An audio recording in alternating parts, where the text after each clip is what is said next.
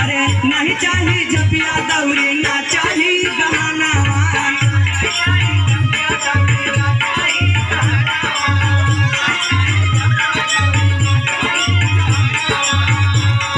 वो नहीं चाहिए जपिया दौरी ना चाहिए गहना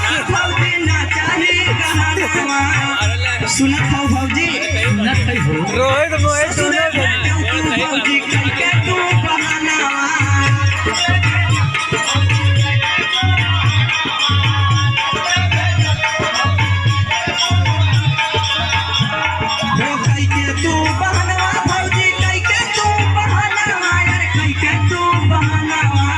ससुरे भेजल तू भौजी कई के तू बहाना